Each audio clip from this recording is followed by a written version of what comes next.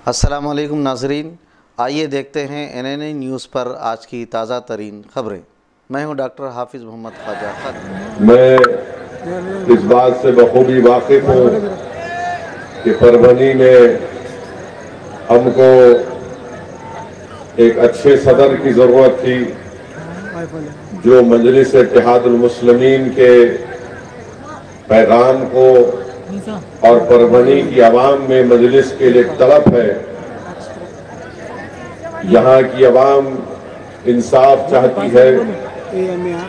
परभनी की रहने वाली जनता परभनी में एक विकास, एक नए मोड़ को लाना चाहती है।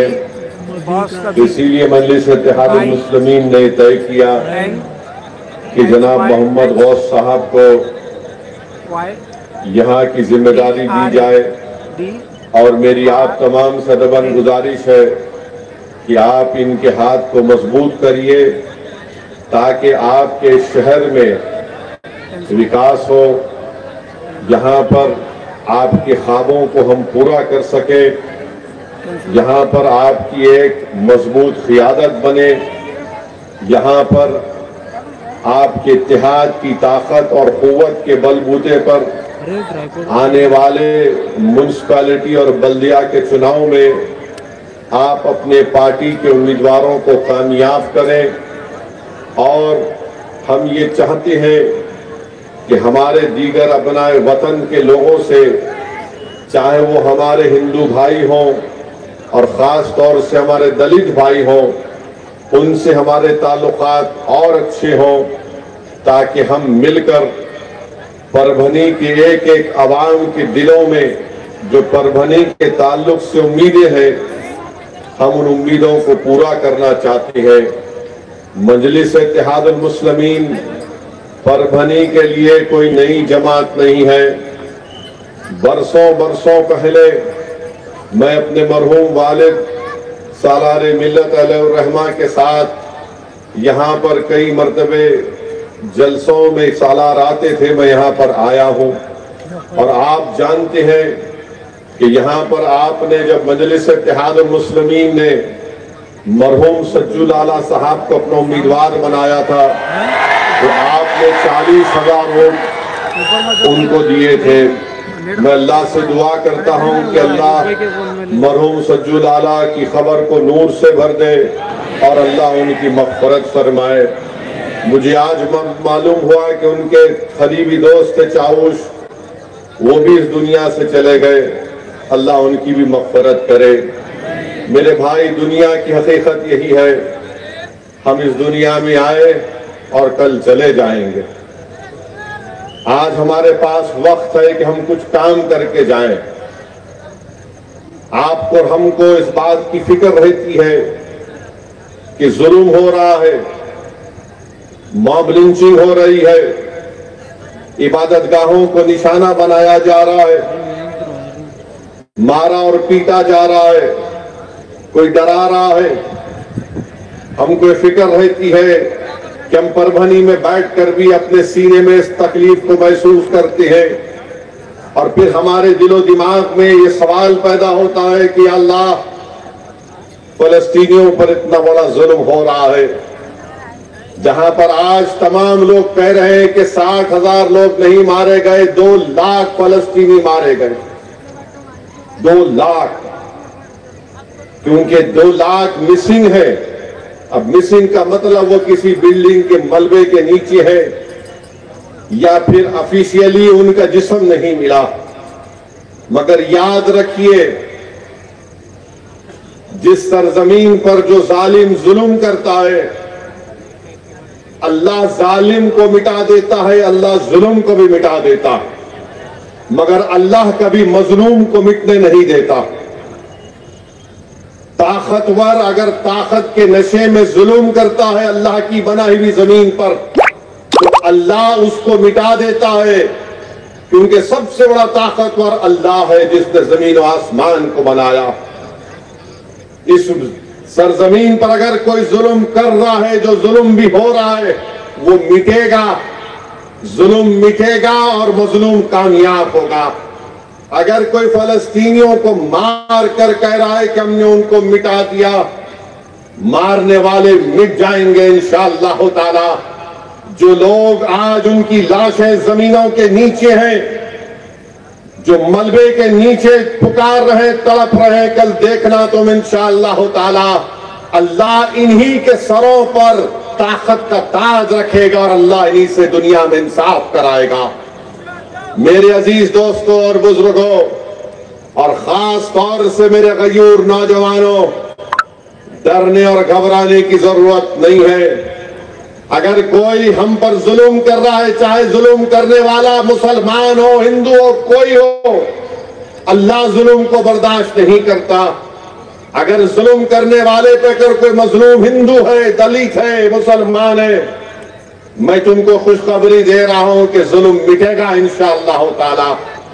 जिस तरह सूर्यवंशी को मारा गया पुलिस कस्टडी में, सूर्यवंशी को मारने वाले ये समझ रहे कि मर गया, सूर्यवंशी मेरे लिए जिंदा है और हमेशा जिंदा रहेगा इंशाअल्लाह ताला। मैं पैगाम देना चाहता हूं, यहां पर हमारे डाइस पर हमारे आशीष पकोड़े साहब बैठे हुए हैं, हम उनके साथ हैं।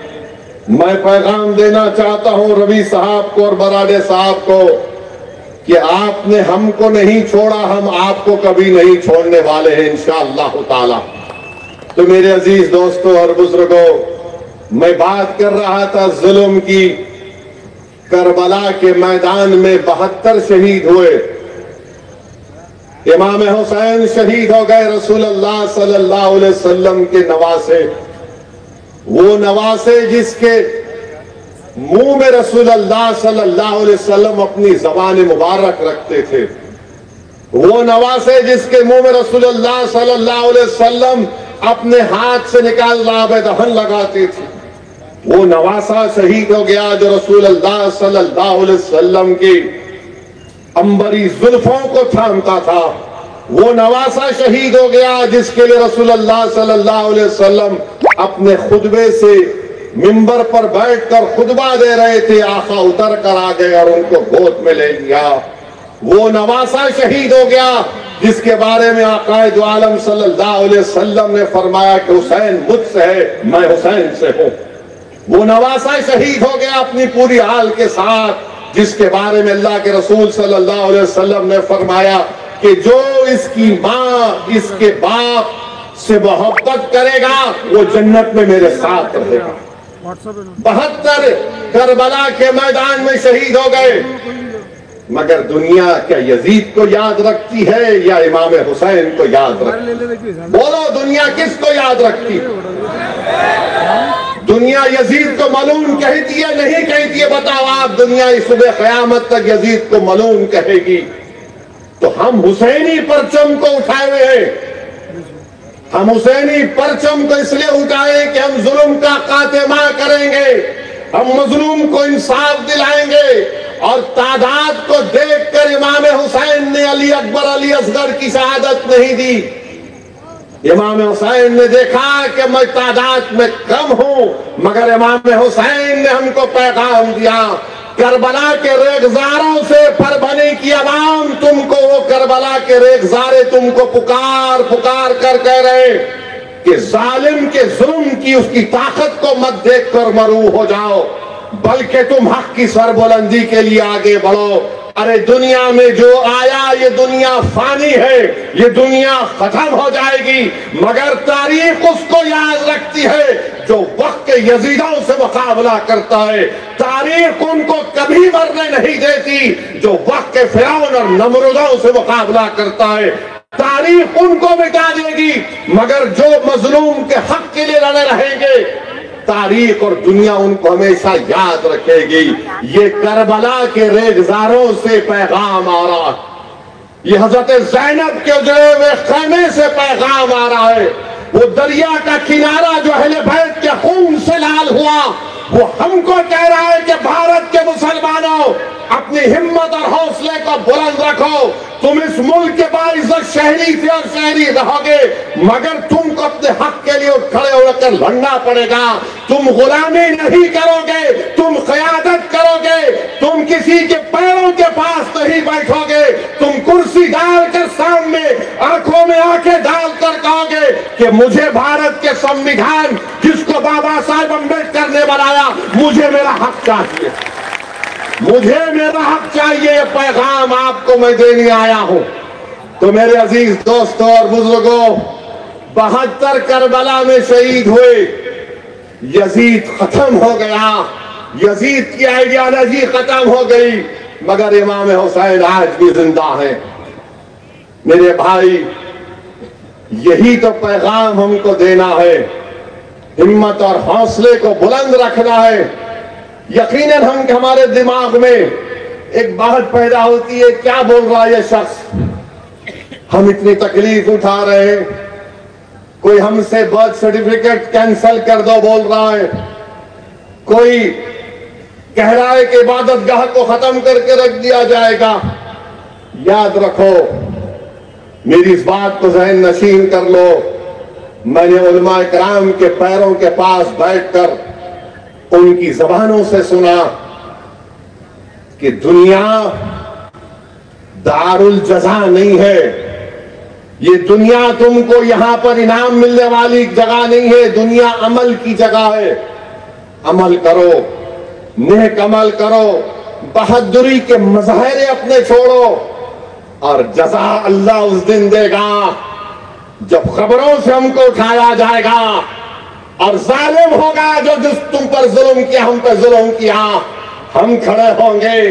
अगर कोई मजलूम को मारा गया, पीटा गया, बल्कि मैं तो कह रहा हूं, परभनी की आवाम से हशर का मैदान होगा। जो ख्वाजा यूनुस नहीं मिला, वो हशर के मैदान में अल्लाह की बारगाह में खड़े होकर कहेगा, परवरदिगार, मैं ख्वाजा यूनुस हूं जो परवरी में पैदा हुआ, मेरी लाश को गायब कर दिया, आज तू मेरा इंसाफ कर। जिन्होंने ख्वाजा यूनुस को मारा, तुम तैयार हो जाओ, जब रब्बे करीम के सामने तुम्हारा इंसाफ होगा, तुम्हारा हर चीज का हिसाब होगा। तो मेरे अजीज दोस्तों और बुजुर्गों, ये दुनिया दारुल अमल है, अमल करो, डरने और घबराने की जरूरत नहीं है। अल्लाह हमारे साथ है, अल्लाह हमारे साथ है। जुल्म करने वाले जुल्म करके चले जाएंगे। अरे हलाकू और चंगेज बरकरार जिंदा नहीं है। ये कौन है ये लोग? आज इख्तिदार इनके पास है तो समझ रहे हम सब चीज कर जाएंगे। तुम जुल्म करोगे, तुम मिटोगे, तुम इंसाफ करोगे तो इख्तिदार पर रहोगे। यजीद भी यही समझता था, यजीद खत्म हो गया। बहुत सी तारीख में कई चीजें हैं। तो मेरे अजीज दोस्तों और बुजुर्गों, मजलिस आपकी आवाज है, मैं तुम्हारी आवाज नहीं हूं, मजलिस तुम्हारी आवाज है। मुझसे दुश्मनी या इम्तियाज जलील से दुश्मनी या मजलिस के जिम्मेदारों से दुश्मनी इसलिए की जाती है कि ये इनकलाब बर्पा कर रहे अवाम के दरमियान में, नौजवानों के दरमियान में ये एक उम्मीद की किरण दिखा रहे हमारी माँ और बहनों को। इसीलिए हम पर इल्जामात, झूठे इल्जामात क्या क्या बोले जाते मुझे नहीं मालूम। रोज कोई ना कोई बोलते मुझे, साहब इन्हें ऐसा बोला, उन्हें फुला बोला। भाई साहब, मुझे कोई फर्क नहीं पड़ता। तुम अपना कलम लेकर कागज को काला कर लो, तुम अपनी जबान से हमको गाली दे दो, तुम क्या क्या बोल सकते बोल लो, मगर एक बात याद रखो, ना तुम्हारा कलम की लिखी हुई झूठ, ना तुम्हारी जबान से निकली हुई गाली हमारे हौसलों और अज़म को पस्त नहीं कर सकेगी। हम काम करते आए, काम करते रहेंगे। जब तक अल्लाह जिंदा रखेगा हम इंसाफ की लड़ाई लड़ेंगे। जब तक अल्लाह जिंदा रखेगा हम इन मजलूमों को लीडर बनाएंगे इंशाअल्लाह ताला। जब तक अल्लाह हमको जिंदा रखेगा हम भारत को मजबूत करेंगे, संविधान के जरिए, ताकत के जरिए, वोट के जरिए। और याद रखो, अगर आप अपने वोट का सही इस्तेमाल नहीं कर पाएंगे तो फिर नुकसान हमारा होगा। बताओ क्या हाल है ये। मुझे अफसोस हुआ सुनकर के हमारे भाई जो रुकने बल दिया है, अजीत पवार ने उनको बुलाकर कुछ दे दिया और वो चले गए। क्या हाल है तुम्हारा। कितनी वो जो भी तुमको दिया वो कब तक चलेगा मेरे भाई। क्या होगा, तुम एक गाड़ी लोगे, 2 गाड़ी लोगे, थोड़े कपड़े ले लोगे, मगर गाड़ी और कपड़े तुमको अपने ही समाज में जलील और रुसवा कर दिया। ये परभनी के अवाम ने देख लिया कि तुमने ऐसी पार्टी का साथ दिया जिसने मस्जिदों को छीनने का कानून बनाया, जिसने खानकाहों को छीनने का कानून बनाया। बताओ तुम कब तक सौदेबाजी करोगे। मत करो ये, छोड़ो इन चीजों को। अरे तुम और हम जाएंगे इस दुनिया से, मगर जब तुम जाओगे तो अजीत दादा कंधे पर लेकर कब्रिस्तान को नहीं जाएंगे। असदुद्दीन ओवैसी जैसे लोग तुमको लेकर कब्रिस्तान को जाएंगे। इस बात का ख्याल रखो। तो मेरी आपसे गुजारिश है कि परभनी के डेवलपमेंट के लिए यहां पर आप जानते हैं कि रोड और ड्रेनेज नहीं है। क्यों नहीं है? क्यों नहीं है? क्योंकि हम में इत्तेहाद नहीं। और फिर यहां पर औरंगाबाद परभनी की रेलवे डबलिंग प्रोजेक्ट, वो भी काम नहीं होता। और फिर हम देखते हैं कि डिस्ट्रिक्ट हॉस्पिटल है, सिटी स्कैन की मशीन नहीं है, रेडियोलॉजिस्ट नहीं है। और फिर MIDC है, MIDC तो एक कब्रिस्तान बन गया जिनिंग फैक्ट्रीज का, लावारिस वेयर हाउस है। अरे MIDC कुछ नहीं हो रहा। अभी हमारे सदर साहब बता रहे थे, साहब परभनी के बारे में उन्होंने कहा कि जगत जर्मनी दिशात परभनी। क्या बात है बताइए आप। यहाँ का नौजवान नौकरी नहीं मिलती तो बेचारा पुणे और हैदराबाद को चला जाता है। क्या ये अच्छी चीज है कि जो इस सरजमीन पर पैदा हुआ वो अपनी जवानी में अपने ज़ईफ माँ बाप को छोड़कर उनकी खिदमत, उनकी इताअत करने के बजाय उनकी बीमारी के साथ देने के वक्त वो पुणे हैदराबाद को चला जाता है। कौन सी सरकार है ये? कौन से गरीब को, किसान को फायदा हो रहा है बताओ हमको मेरे अजीज दोस्तों और बुजुर्गों। और फिर मुझे ये भी बताया गया कि उर्दू मीडियम स्कूल्स जिला परिषद के, म्युनिसिपल कॉरपोरेशन के बड़े खस्ता हाल में है। ये सब चीजों का ताल्लुक आपसे है। अगर आप चाहते हैं ये सब चीजों में तब्दीली लाई जाए, परभनी एक बेहतरीन शहर बने, महाराष्ट्र के दूसरे बड़े शहरों को जाकर देखो आप, यहां पर क्यों नहीं हो रहा है? मेरा सवाल परभनी के रहने वाले हर मजहब के मानने वाले से है। बताओ फिर क्यों नहीं हो रहा डेवलपमेंट? आपके अब्बा मोदी दिल्ली में, आपके चचा फडणवीस मुख्यमंत्री, आपके भाई अजीत पवार, शिंदे, फिर क्या हो रहा है यहां पर? ट्रिपल इंजन की सरकार। मगर परभनी में हमारी मां और बहनों को पीने का पानी लेने के लिए अपने घरों से निकलना पड़ता। 6 दिन 10 दिन में पानी आता है।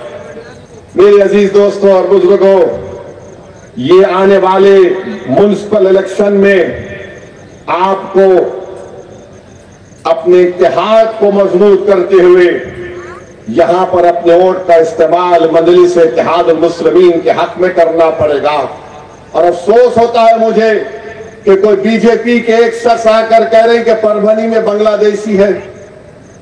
कहां है बांग्लादेशी? मेरे को ही बताओ। परभनी यहां है, बांग्लादेश यहां से मेरे ख्याल से अगर प्लेन में भी गए तो कम से कम 2.5 से 3 घंटे के ऊपर हो जाएंगे। बांग्लादेशी वहां था, उसको बॉर्डर क्रॉस करना पड़ता, सीमांचल का चिकन हेड बोलते नॉर्थ ईस्ट सिलचर, उन्हें वहां से निकल के यहां तक आ गया। आप सो रहे थे मोदी, अमित शाह क्या कर रहे थे? पेंटिंग कर रहे थे। बीएसएफ तुम्हारी, इंटेलिजेंस तुम्हारी, अब उन्हें वहां से निकल के यहां तक आ गया, इनको ख्याल ही नहीं है। ये छोड़ो, कोई बांग्लादेशी परभनी में आने की हिम्मत नहीं कर सकता इंशाअल्लाह ताला। ये भारत की अटूट सरजमीन है। बांग्लादेश बांग्लादेश, अरे कई का बांग्लादेश? बांग्लादेश की जब तुम बात कर रहे हो तो सुनो मेरी बात बीजेपी वालों। वो बांग्लादेश में जब से यूनुस आए हैं, बांग्लादेश पाकिस्तान की नेवी के साथ एक्सरसाइज कर रहा है। बांग्लादेश की फौज पाकिस्तान की मुनीर से जाकर मिल रही है। बांग्लादेश ने भारत के बॉर्डर पर एक एयरबेस को बना रहे हैं, चीन बना रहा है। इसकी फिक्र नहीं है तुमको? जरा तो शर्म करो। उस बांग्लादेश को जिसने हमने मुक्ति वाहिनी बनाकर उनकी मदद की थी, आज उस बांग्लादेश में यह हो रहा, उस बांग्लादेश में यह हो रहा, तुम परभनी में आकर बांग्लादेशी कहते हो। या तो तुम बिल्कुल ही दिमाग के पैदल हो, थम्सअप हो तुम, या फिर तुमको भारत से मोहब्बत नहीं है। देखो, 2 फ्रंट नहीं 3 फ्रंट होगा। और तुम बांग्लादेश बांग्लादेश यहां आकर बकवास अनाप शनाप बक रहे हो। सोचो क्या हो रहा है, देश कहां जा रहा है। अरे पड़ोसी में क्या पड़ोस क्या कर रहे हैं देख लो। उन पड़ोसियों से अगर मुकाबला करना है तो देश को एक रखो, सियासत करो। मगर अगर तुम परभनी में मेरी गली में आकर बांग्लादेशी बोलोगे तो मुझे कुछ फर्क नहीं पड़ता, उस बांग्लादेश में बैठे हुए लोगों को खुशी होगी। तो इनको सोचना चाहिए, बांग्लादेश बोलना बंद करो। बात करेगी बांग्लादेश। नेपाल को जाकर देखो क्या हो रहा है नेपाल में। कोई फिक्र नहीं है, कोई फिक्र नहीं है। अरे भारत को तुम बदनाम करना चाहते तो तुम्हारी बात, तो फिर तुम जो चाहे कर लो। और फिर यहां के एमएलए साहब, यहां के आमदार राहुल पाटिल साहब, उन्होंने महाराष्ट्र विधानसभा में तकरीर किए कि यहां पर दहशतगर्द हैं। मोहम्मद रईस को, सईद चाउश को, मतीन को 8 साल जेल के बाद बेल होगी। हमारे सदर साहब बताए, ये अच्छी बात है क्या? बोलो, ये अच्छी बात है क्या? बोलिए आप कि तुम उन पे झूठा इल्जाम लगा दिया, कुछ नहीं मिल रहा, पहाड़ खोदे तो चूहा भी नहीं निकल रहा। आप इन लोगों की जिंदगी बर्बाद कर दिए। मेरे अजीज दोस्तों और बुजुर्गों, मैं इस मौके पर हमारे मराठा भाइयों को मुबारकबाद देना चाहता हूं, जो मराठी जबान पर फख्र करते हैं, क्योंकि महाराष्ट्र है, यहां की मदर टंग मराठी है। मैं उनको मुबारकबाद देना चाहता हूं कि आपने कह दिया कि यहां पर मराठी जबान ही चलेगी, कोई दूसरी जबान को यहां पर हम पर हमारे गलों पर नहीं थोपा जाएगा। तो महाराष्ट्र के मुख्यमंत्री को पीठ दिखाकर पीछे हटना पड़ा। आज ऑर्डर वापस ले लिए फडणवीस, कहा कि नहीं नहीं जीआर को वापस लेते हैं हिंदी जबान के बारे में। मैं मुबारकबाद देता हूं उन तमाम लोगों को जो मुत्तहिद होकर मुकाबला किए। और मैं तो इम्तियाज साहब से पूछ रहा था कि कहां है हमारा भाई जरांगे पाटिल, कहां है जरांगे पाटिल? जरांगे पाटिल खड़े होंगे, लड़ेंगे तो छोटा भाई इम्तियाज जलील भी उनके बाजू खड़े रहेगा। हम चाहते हैं कि इंसाफ हो, हम चाहते हैं कि दलित भाइयों से इंसाफ हो। तो मेरे अजीज दोस्तों और बुजुर्गों, ये जबान की बात आरएसएस करती है कि मुल्क में एक ही जबान होगी, एक ही कल्चर होगा, एक ही आइडियोलॉजी रहेगी। नहीं नहीं नहीं, भारत में कभी भी एक जबान, एक आइडियोलॉजी नहीं रह सकती। ये वो देश है जहां पर हजारों तहजीबी हैं, ये वो देश है जहां पर हजारों जबानें बोली जाती है। इसीलिए भारत की ताकत ये है, भारत की ताकत इसकी डाइवर्सिटी है। अगर कोई भारत को चाहता है कि एक ही जबान होगी, एक ही आइडियोलॉजी होगी, वो भारत नहीं रहेगा, वो डिक्टेटरशिप हो जाएगी। और हम कभी भी उसको होने नहीं देंगे इंशाअल्लाह ताला। अगर मोदी और फडणवीस और मोहन भगवत ये चाहते हैं कि भारत को एक रंग में रंग दिया जाएगा, नहीं, भारत एक रंग में नहीं रंगेगा। ये भारत रंगीन था और हमेशा रंगीन रहेगा इंशाअल्लाह ताला। मेरे अजीज दोस्तों और बुजुर्गों, हम देख रहे हैं कि ये जो हमारे भाई अजीत पवार के पास भाग गए, अजीत पवार की दी हुई गुलाब जामुन को खाकर। अरे कभी तो सोचते उस वक्फ कानून के बारे में कि कैसा कानून बनाया गया, किस तरीके से हमसे मस्जिदों को, दरगाहों को, खानकाहों को छीना जाएगा, किस तरीके से कहा जा रहा है कि अगर कोई मुसलमान वक्फ वाला औलाद करेगा तो बच्चियों का हक नहीं मार सकता। आप कौन है बताइए आप। मेरे अजीज दोस्तों और बुजुर्गों, मेरी आपसे दबन गुजारिश है कि इन चीजों को समझिए, एक इनकलाब बर्पा करिए। और कई लोग जो दूसरी पार्टियों में हैं मेरे से आके बोलते, असद साहब आपका जहां पर भाषण हुआ था ना, हम भी बैठ के सुन रहे थे, हमने भी बहुत पसंद किया आपके भाषण को। आप जब टीवी पे आते तो हमारे घर में हम लोग सब बैठ जाते।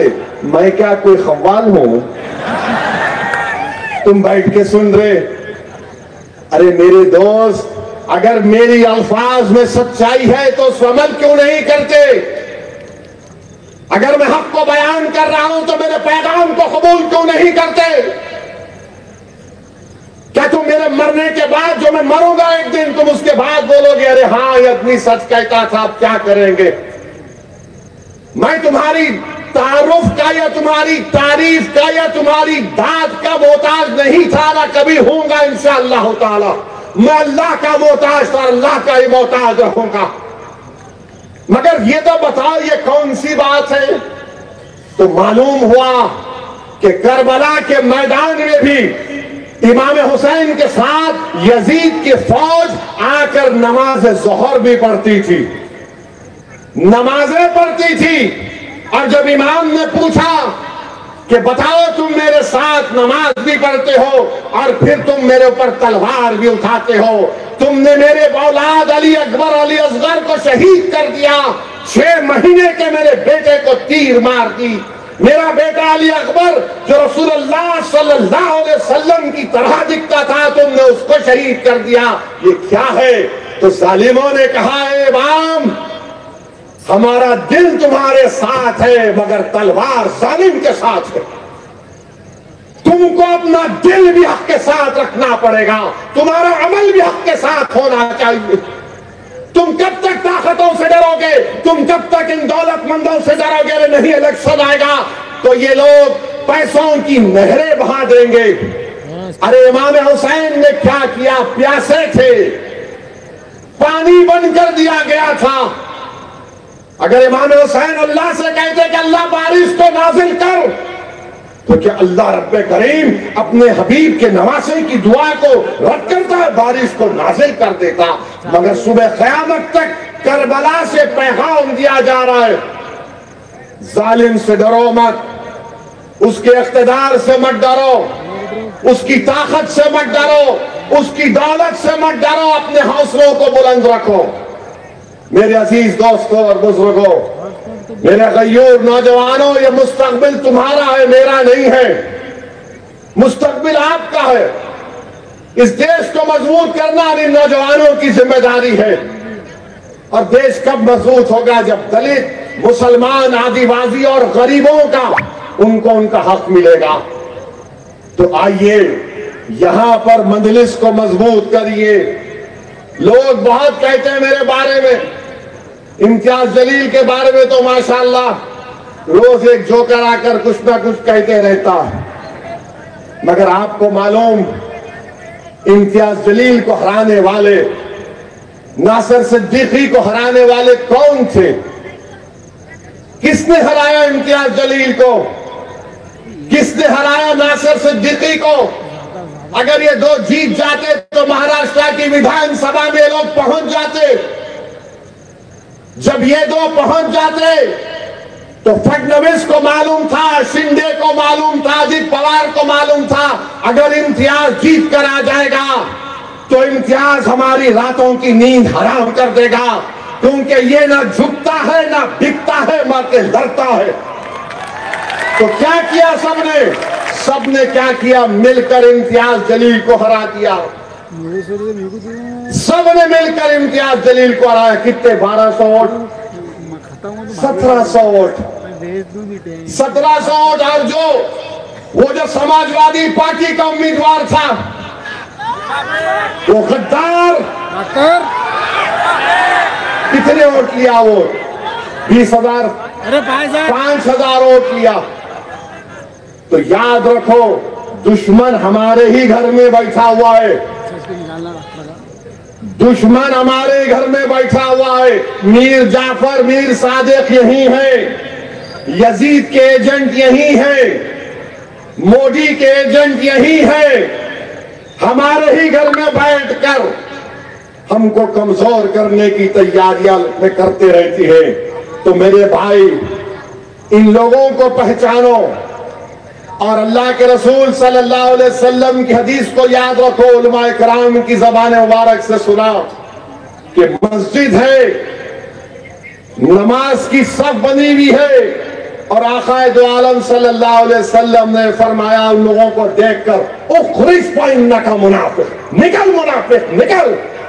पहचानो इन लोगों को, ये नहीं करो कि सबको फतवा दे दो, बोल दो। पहचानो इन लोगों को। ये लड़ाई मैं अपने लिए नहीं लड़ रहा हूं, मैं नहीं रहूंगा, मैं जमीन की ग़िज़ा बन जाऊंगा, मेरे जिस्म को जमीन के कीड़े खा लेंगे, मेरी हड्डियां जमीन में जल जाएंगी। मगर याद रखो, तुम तो ये नौजवानों, तुम्हारा मुस्तकबिल है ना, तुम लीडर बनोगे, तुम कायद बनोगे, तुम इस वतन की क़यादत करोगे, तुम परभनी की क़यादत करोगे, तुम महाराष्ट्र की क़यादत करोगे।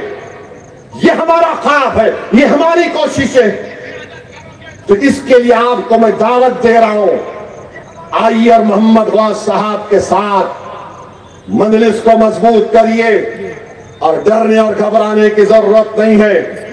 जिस तरह मराठी जबान की अजमत के लिए, मराठी जबान की मोहब्बत करने वालों ने फडणवीस को ढकेल दिया पीछे, अगर आप भी खड़े हो जाएंगे तो कोई आपको रोक नहीं सकेगा मेरे भाई, कोई आपको रोक नहीं सकेगा।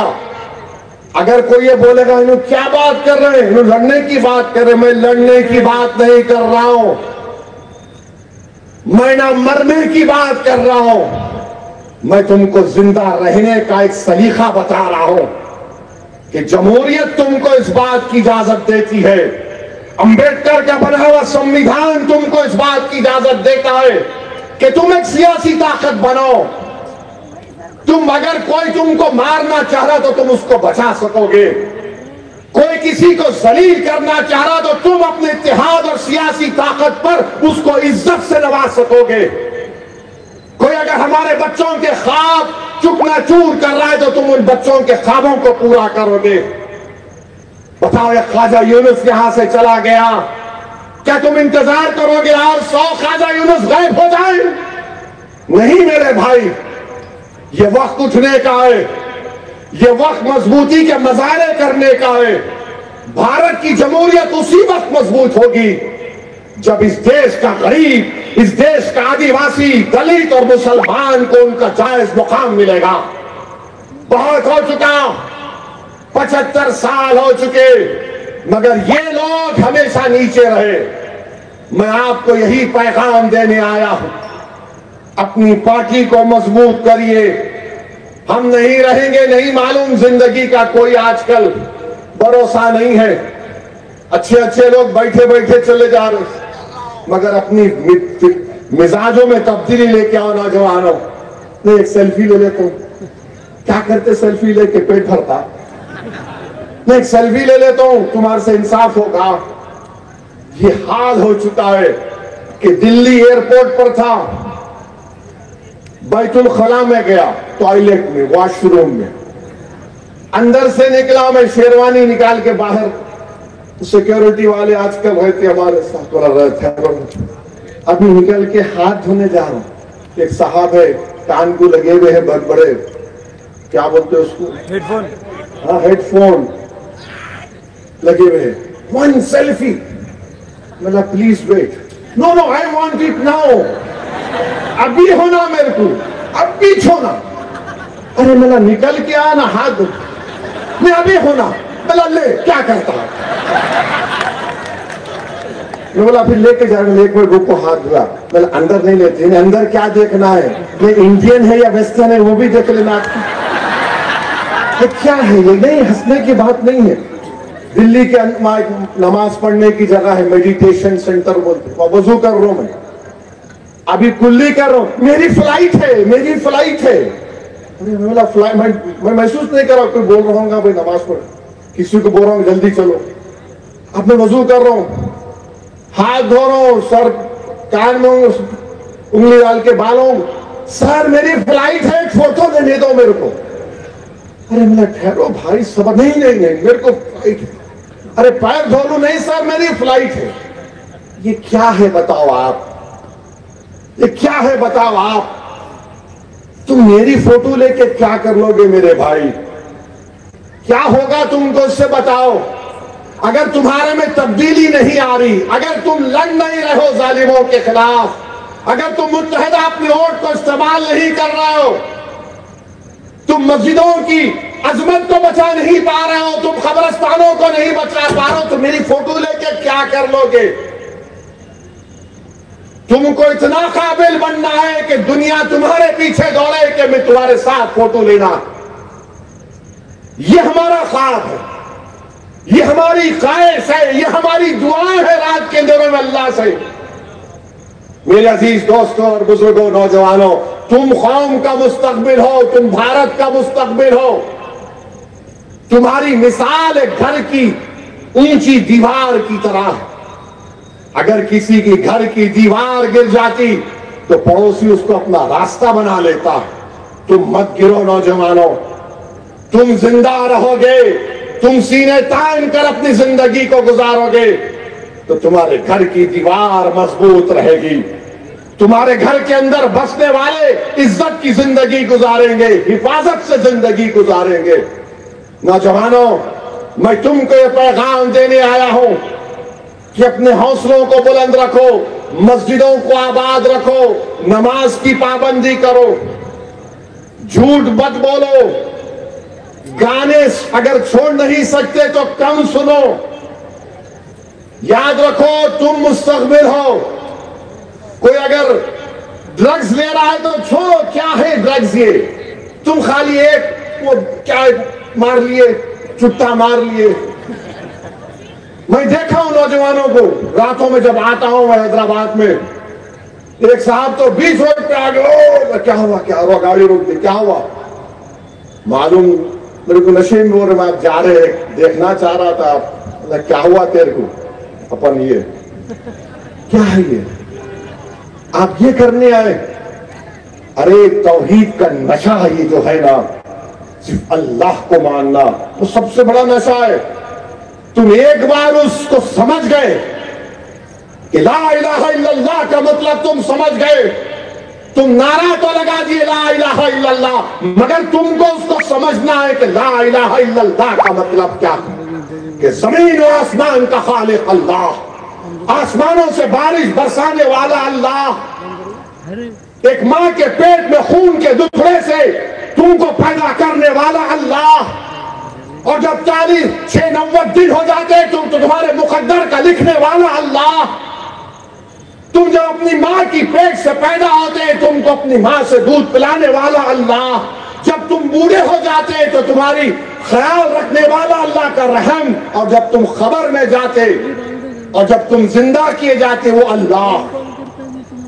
ये ला इलाहा इल्लल्लाह है। तुम नारा तो लगा जी, अल्लाह तुमको और मुझे तौफीक दे कि हम इस नारे को सही समझे। और ला इलाहा इल्लल्लाह के बाद क्या है? मोहम्मद रसूल अल्लाह। हम अल्लाह के रसूल सल्लल्लाहु अलैहि वसल्लम की उम्मत है। हम रसूल अल्लाह सल्लल्लाहु अलैहि वसल्लम की उम्मत है। ये हमारे लिए सबसे बड़ा इम्तियाज है, ये सबसे बड़ा ऑनर है हमारे लिए कि हम कमली वाले की उम्मत है। हम रसूल अल्लाह सल्लल्लाहु अलैहि वसल्लम की उम्मत है। तो मेरे अजीज दोस्तों और बुजुर्गों, अपने हौसलों को बुलंद रखिए। अब आप परभनी में मजलिस को मजबूत करेंगे। डर रहे क्या? यहां से आपने सज्जू लाला को 40,000 दिलाए थे। अब के आने वाले के बल्दिया इलेक्शन में कितने आप कामयाब करवाएंगे? इंशाल्लाह बताओ, कितने कामयाब करवाएंगे? पुकार कर कहो। नहीं, आवाज नहीं आ रही। क्या बोले? जोर से बोलो, ताकि शिंदे, फडणवीस और अजीत पवार को और उन तमाम सेकुलर पार्टियों को मालूम हो जाए कि अब तुम्हारा जादू नहीं चलने वाला है इंशाअल्लाह ताला। मैं बार बार कह रहा हूं, सबक हासिल करो औरंगाबाद के असेंबली इलेक्शन से। मोमिन वो है जो बार बार एक सुराग से नहीं डसा जाता। ये सरकार दो आलम की हदीस है। ये तमाम नासूर वैसे ही डसेंगे हमको आकर, नई नई बातें करेंगे। अब बिहार का इलेक्शन आ रहा तो शुरू हो गए मेरे पीछे, नहीं वोट काटते। अभी मैं 56 इयर्स का हो चुका हूं। अब मेरी इसम नवीसी की दरियाफ्ती गलत है। अब ये उम्र नहीं है मेरी दरियाफ्ती करने की। तुम देखो तुम क्यों हार रहे। अरे हम तो तुमको बोल रहे, अख्तर अली मान ने कहा हो अगर तुमको ये पसंद है कि दोबारा बीजेपी बिहार में ना आए तो हमसे हाथ मिलाओ। तुम नहीं मिलाएंगे तो याद रखो ये हाथ तुम्हारे गिरेबान से भी खेलेगा इंशाअल्लाह ताला। ये हाथ बड़े दराज है, याद रखो। इन हाथों में, इन बाजुओं में अल्लाह ने अपने हबीब के सदके में बहुत ताकत दी है।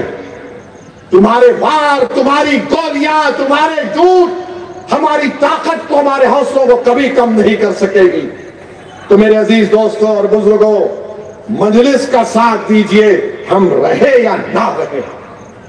हम नहीं रहेंगे तब भी आप मजलिस का परचम उठाकर लेकर चलना है आपको, क्योंकि ये परचम एक पार्टी का जरूर है, मगर ये एक उम्मीद दिलाता है मजलूमों को कि इंसाफ से दिलाने वाली पार्टी है।